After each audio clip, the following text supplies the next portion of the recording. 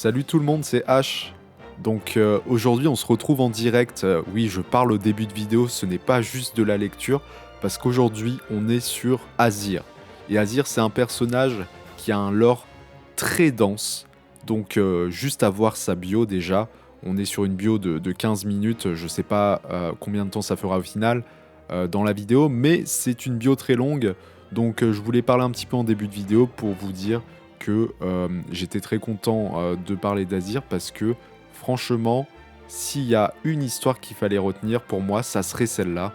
Donc je vous laisse avec la bio et peut-être je viens en fin de vidéo si j'ai envie de parler en fait. Je sais pas. Allez, ciao, bonne vidéo. Azir fut l'empereur mortel de Shurima en des temps très lointains. Un homme fier, dressé au bord de l'immortalité. Son orgueil lui valut d'être trahi et assassiné à l'heure de son triomphe. Mais des millénaires se sont écoulés, et il revient sous la forme d'un être transfiguré à l'immense puissance. Sa cité ensevelie ayant ressurgi des sables, Azir cherche à rendre sa gloire passée à Shurima. Il y a des milliers d'années, Shurima régnait sur un empire d'états vassaux conquis par de puissantes armées que commandaient d'invincibles guerriers, les Transfigurés. Dirigé par un empereur ambitieux et avide de pouvoir, Shurima était le plus grand royaume en son temps.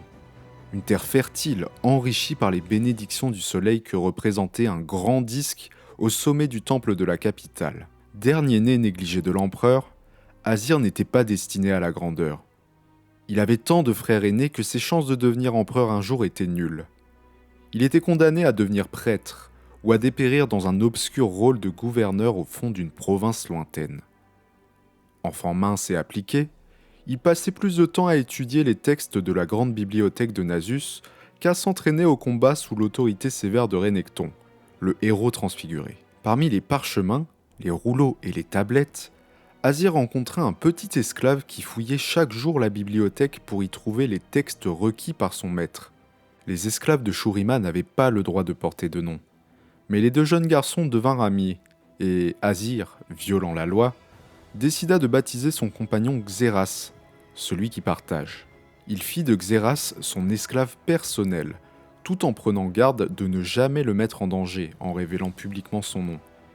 Et les deux garçons partagèrent leur amour de l'histoire en apprenant tout ce qu'ils pouvaient sur le passé de Shurima et l'héritage ancien des héros transfigurés.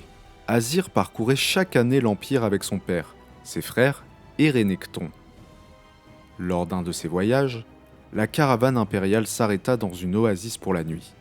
Azir et Xeras s'esquivèrent dans l'obscurité pour dessiner les étoiles et ajouter leurs propres cartes stellaires à celles qu'ils avaient étudiées dans la grande bibliothèque. Alors qu'ils notaient les constellations, la caravane impériale fut attaquée par des assassins envoyés par les ennemis de l'empereur. Un des assassins trouva les deux garçons dans le désert et s'apprêtait à couper la gorge d'Azir quand Xeras se jeta sur son dos. Dans le combat qui s'ensuivit, Azir parvint à s'emparer de sa dague et à la plonger dans la gorge de son assaillant. Azir s'empara de l'épée du mort et se précipita vers l'oasis. Mais le temps pour lui d'arriver, les assassins étaient déjà morts. Renekton avait protégé l'empereur et éliminé les agresseurs. Mais les frères d'Azir étaient tous morts. Azir parla à son père du courage de Xeras et lui demanda de récompenser le petit esclave. Mais sa plaidoirie tomba dans l'oreille d'un sourd. Aux yeux de l'empereur, le garçon n'était qu'un esclave ne méritant aucune considération. Mais Azir jura qu'un jour Xeras et lui seraient frères. Lorsque l'empereur revint en sa capitale, avec pour seul héritier son dernier né de 15 ans, il déchaîna une fureur sanguinaire sur ceux qu'il prenait pour les assassins de sa famille. Shurima s'enfonça dans la paranoïa et le meurtre pendant des années. Et l'empereur se vengea de quiconque était suspecté de trahison. Bien qu'il fût désormais l'héritier du trône, la vie d'Azir ne tenait qu'à un fil. Son père le haïssait, car il aurait préféré qu'il mourût plutôt que ses frères, et sa mère était toujours assez jeune pour porter de nouveaux fils. Azir s'entraîna au combat, car l'attaque de l'Oasis avait révélé ses lacunes dans l'art de la lutte. Renekton s'attela à l'éducation martiale du jeune prince, et, sous sa direction, Azir apprit à porter l'épée et la lance, à commander des troupes et à lire le déroulement des batailles.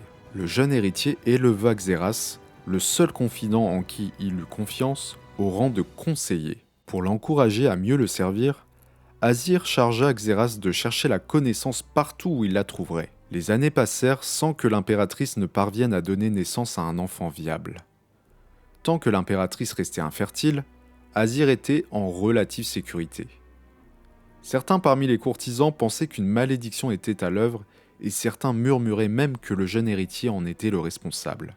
Azir clamait pourtant son innocence et exécutait même ceux qui osaient formuler ouvertement de telles accusations. Finalement, l'impératrice tomba enceinte d'un garçon vigoureux. Mais la nuit de la naissance, une terrible tempête engloutit Shurima. Les quartiers de l'impératrice furent plusieurs fois frappés par la foudre, et le nouveau-né mourut avec sa mère. On dit que l'empereur devint fou de douleur et se suicida en apprenant la nouvelle. Mais des rumeurs affirmèrent également qu'on avait retrouvé son corps et celui de ses gardes sur le sol du palais, brûlés jusqu'à l'os. Azir fut choqué par leur mort. Mais l'Empire avait besoin d'un chef et, Xerath à ses côtés, il devint l'empereur de Shurima. Durant la décennie suivante, il agrandit Shurima et régna d'une main ferme mais juste. Il réforma pour l'adoucir le statut des esclaves et développa en secret un plan destiné à abolir définitivement cette institution. Il ne parla de la libération des esclaves à personne, pas même à Xerath. Et le problème de la servitude resta entre eux une pomme de discorde. L'Empire s'était bâti sur l'esclavage et de nombreuses maisons nobles dépendaient du travail forcé pour asseoir leur puissance et leur richesse. On ne pouvait renverser un tel système en une nuit et les plans d'Azir étaient voués à l'échec si quiconque en entendait parler. Azir ne souhaitait rien tant que faire de Xerath son frère, mais c'était impossible tant que les esclaves de Shurima n'étaient pas libérés. Pendant ce temps, Xerath protégeait Azir contre ses rivaux politiques et guidait l'expansion de l'Empire. Azir se maria et donna naissance à de nombreux enfants, certains légitimes, d'autres issus d'aventures mal avisées avec des esclaves et des filles de harem.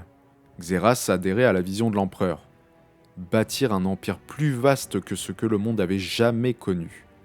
Il convainquit Azir que, pour régner sur le monde entier, il devait devenir invincible, un dieu parmi les hommes, un transfiguré.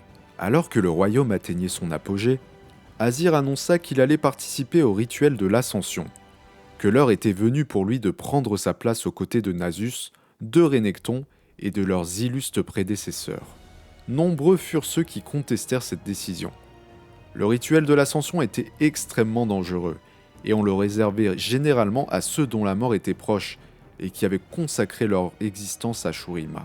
Décider qui serait honoré par l'Ascension était le privilège des prêtres du soleil, et un empereur ne pouvait céder à l'orgueil au point de se l'attribuer arbitrairement. Azir ne se laissa pas dissuader, car son arrogance avait grandi au rythme de son empire, et il ordonna aux prêtres d'obéir sous peine d'être mis à mort. Le jour du rituel vint enfin, et Azir marcha vers le lieu de l'ascension, flanqué par des milliers de guerriers et des dizaines de milliers de sujets. Les frères Renekton et Nasus étaient absents, Xerath les ayant envoyés s'occuper d'une menace aux frontières. Mais Azir ne voulait pas se détourner pour si peu de ce qu'il considérait comme le chemin de sa grande destinée. Il grimpa jusqu'au grand disque d'or au sommet du temple d'où rayonnait la ville et, juste avant que les prêtres du soleil ne commencent le rituel, il se tourna vers Xerath pour enfin la franchir. Et pas seulement lui, mais tous les esclaves. Xerath en perdit la parole, mais Azir n'avait pas encore fini. Il enlaça Xerath et affirma qu'il était son frère pour toujours, comme il l'avait promis naguère. Azir se détourna tandis que les prêtres commencèrent le rituel pour canaliser l'extraordinaire puissance du soleil. Azir ignorait que Xerath n'avait pas seulement étudié l'histoire et la philosophie dans sa quête de connaissances. Il s'était formé aux arts noirs de la sorcellerie, d'autant que son désir de liberté avait développé en lui, comme un cancer, une haine brûlante.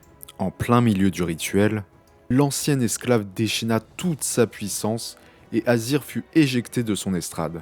Perdant la protection du cercle runique, Azir fut consumé par le feu du soleil, tandis que Xerath prenait sa place. La lumière emplit Xerath de puissance et il rugit tandis que son corps commençait à se transformer. Mais la magie du rituel n'était pas conçue pour lui, et des énergies célestes si formidables ne pouvaient être détournées sans de terribles conséquences. La puissance cumulée du rituel de l'ascension provoqua une terrible déflagration, dévastant Shurima et transformant la ville en ruine. La population fut réduite en cendres, les tours de ses palais s'effondrèrent, les sables du désert engloutirent la cité, le disque solaire tomba, et ce qu'il avait fallu des siècles pour construire devint en un instant un simple souvenir, à cause de l'ambition d'un homme et de la haine absurde d'un autre. Il ne demeurait plus de la ville d'Azir que des ruines englouties et l'écho des hurlements mêlés au vent de la nuit. Azir ne vit rien de tout cela. Pour lui, tout n'était que néant.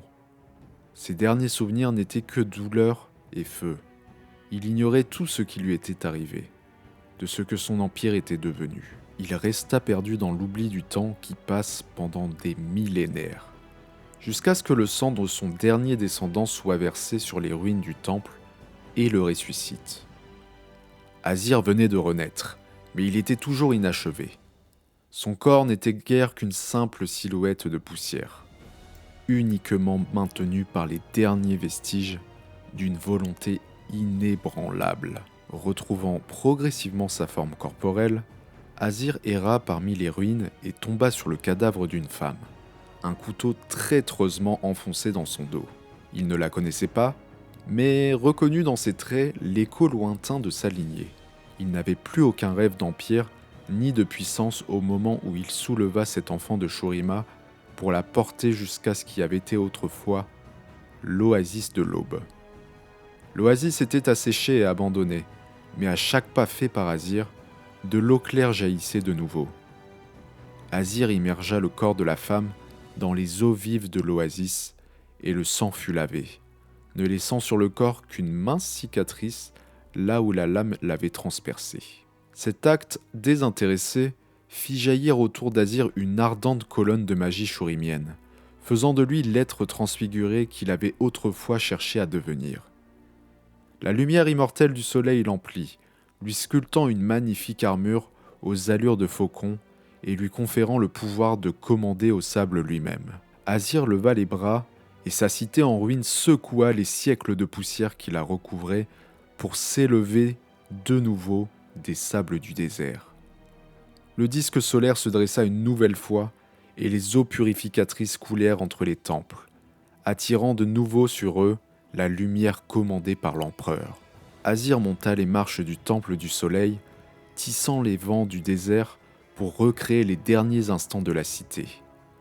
Des fantômes de sable rejouèrent pour lui la fin de la ville, et Azir découvrit avec horreur la trahison de Xerath.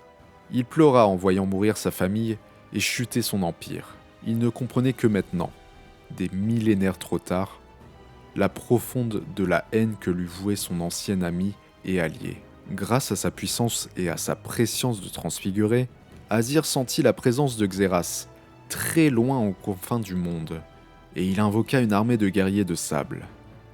Tandis que le soleil se réfléchissait sur le disque d'or au-dessus de lui, Azir fit un serment solennel. « Je reprendrai mes terres, je récupérerai ce qui était à moi. » Et voilà, c'était la biographie d'Azir, donc un personnage qui revient plusieurs millénaires plus tard d'entre les morts pour traquer son ancien ami, qui l'a trahi. Franchement, on était sur un bon programme. C'est pour ça que j'avais envie de faire une vidéo un peu plus différente de celle de d'habitude pour ce personnage. Et donc voilà, j'espère que ça vous a plu. En tout cas, n'hésitez pas à dire ce que vous en avez pensé dans les commentaires. Petit like, tout ça. Et puis nous, on va continuer de faire les biographies de tous les personnages de League of Legends, tout simplement. Allez, salut!